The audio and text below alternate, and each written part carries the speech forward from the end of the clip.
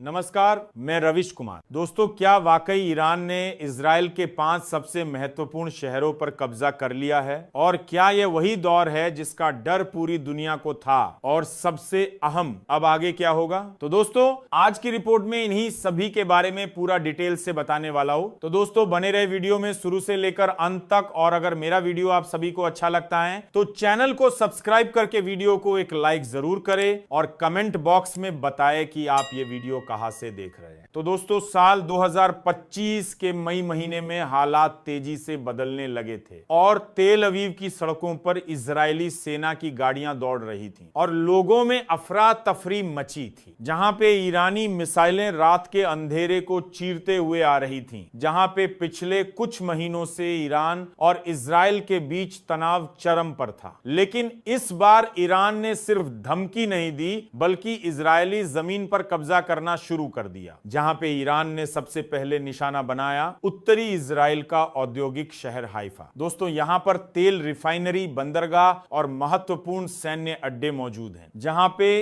रात के करीब 2 बजे ईरानी विशेष बल हाइफा के बाहरी हिस्सों में घुस गए और रॉकेट हमले हुए। ड्रोनों ने बिजली की सप्लाई ठप कर दी और फिर 24 घंटे के भीतर हाइफा का प्रशासनिक नियंत्रण ईरानी फौज ने अपने हाथ में ले लिया। फिर इजरायली सैनिक पीछे हटने लगे और लोग शरणार्थी कैंपों की ओर भागने लगे, जहां पे यह कब्जा पूरी दुनिया के लिए चौंकाने वाला था। फिर हाइफा में सफलता के बाद ईरानी सेना ने दक्षिणी रेगिस्तानी इलाके बेरशेबा की ओर रुख किया, जहां पे से इजराइल का नेगेव क्षेत्र नियंत्रित होता है। जहां पे बेरशेबा में इजराइल की वायुसेना का बेस भी था, इसीलिए ईरान ने मिसाइलों से रनवे तबाह कर दी। फिर रात भर जारी हमलों के बाद बेरशेबा पर ईरान का झंडा लहराने लगा। फिर इजराइल के प्रधानमंत्री ने कहा, यह इजराइल के इतिहास का सबसे काला दिन है। फिर अशदूद इजराइल का सबसे बड़ा बंदरगाह है। यहां से देश की अर्थव्यवस्था का बड़ा हिस्सा चलता है। जहां पे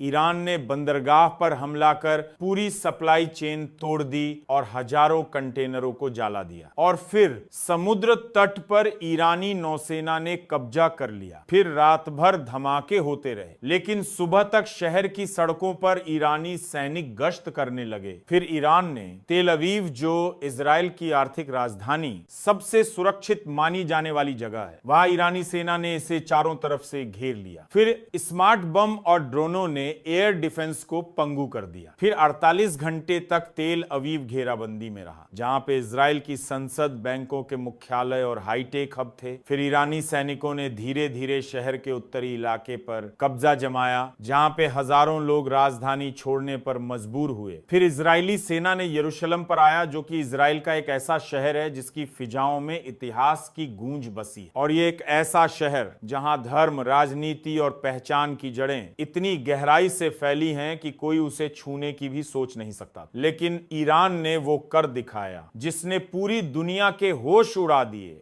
जहां पे यरूशलेम की दीवारें, जो सदियों तक संघर्ष झेलती आईं, आज आखिरकार इस बार ढह ही गई। जहां पे सभी को लग रहा था कि ईरान तेल अवीव पर ही रुक जाएगा। लेकिन 3 जून की रात करीब 1 बजे इजरायली इंटेलिजेंस को सूचना मिली को यरूशलेम की पश्चिमी सीमा पर सैकड़ों ईरानी विशेष बल घुस चुके हैं। जहां पे पहले तो किसी ने यकीन नहीं किया। लोगों को लगा यह कोई मनोवैज्ञानिक दबाव बनाने की कोशिश है। लेकिन जैसे ही सड़कों पर विस्फोटों की आवाजें गूंजी, ये अफवाह नहीं, कड़वी सच्चाई बन गई। जहां पे साइबर हमले से अंधा हो गया सिस्टम और यरूशलेम के आसपास एयर डिफेंस सिस्टम और कैमरों का एक जाल बिछा था, जहां पे ईरान ने इससे पहले ड्रोन और साइबर हमले शुरू कर दी। फिर कई कमांड सेंटर में अलार्म बजाते रहे, लेकिन डेटा फीड बंद हो चुकी थी। फिर सरकारी अफसरों की नींद टूटी तो उन्हें एहसास हुआ किलेबंद यरूशलेम अब खुली किताब बन चुका है। जहां पे रात के 2 बजे तक ईरानी सेना ने माउंट ऑफ ऑलिव्स और डेमास्कस गेट के आसपास किलेबंदी कर दी और यहां से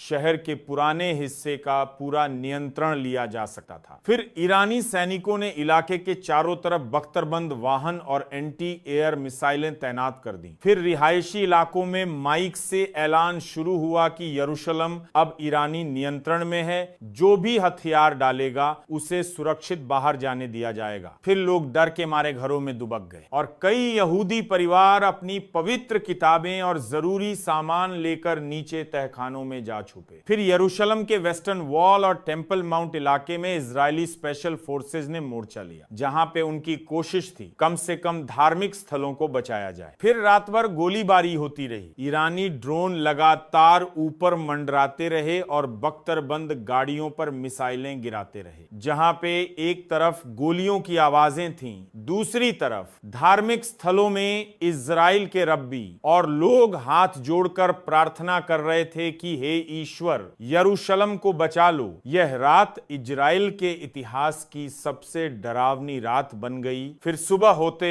होते ईरानी बल ने यरूशलेम के मुख्य सरकारी इलाकों की घेराबंदी पूरी कर ली। फिर प्रधानमंत्री कार्यालय के बाहर एक भारी टैंक तैनात कर दिया गया और संसद की इमारत के गेट पर ईरानी ध्वज फहराने की तस्वीरें दुनिया भर के न्यूज चैनलों पर चलने लगी, जहां पे ये तस्वीरें इजराइल के मनोबल को तोड़ने के लिए काफी थीं। और फिर यरूशलेम की सड़कों पर तबाही के निशान थे, जहां पे बिजली के खंभे उखड़े पड़े थे, दुकानें लूट ली गईं, एम्बुलेंस रास्ता खोज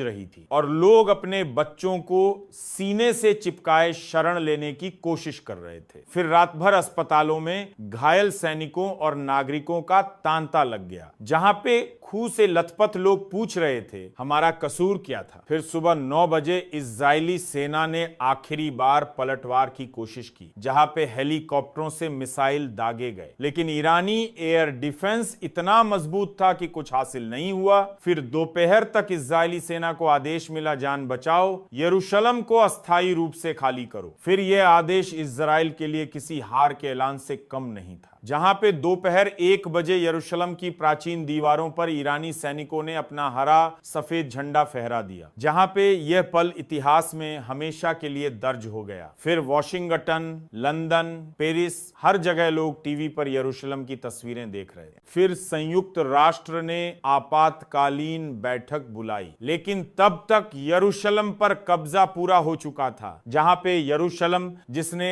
सदियों के युद्ध देखे फिर भी झुका नहीं, लेकिन आखिरकार 2025 में ईरान के सामने झुक गया, जहां पे यह घटना इतिहास में दर्ज हो चुकी है, जो कभी कोई सोच भी नहीं सकता था कि इजराइल इतना कमजोर पड़ जाएगा। लेकिन यह साबित हो गया, जहां पे युद्ध में घमंड, जल्दबाजी और गलत आंकलन कभी भी किसी देश को डूबा सकता है। तो दोस्तों, ये थी आज की विशेष रिपोर्ट, जहां पे ईरान ने कब्जा किया इजराइल के 5 बड़े शहरों पर। तो दोस्तों, अगर आपको यह वीडियो जानकारीपूर्ण लगी हो तो लाइक और शेयर जरूर करें और कमेंट में लिखें, क्या इजराइल इन शहरों को वापस ले पाएगा या यह हमेशा के लिए इतिहास बन जाएगा।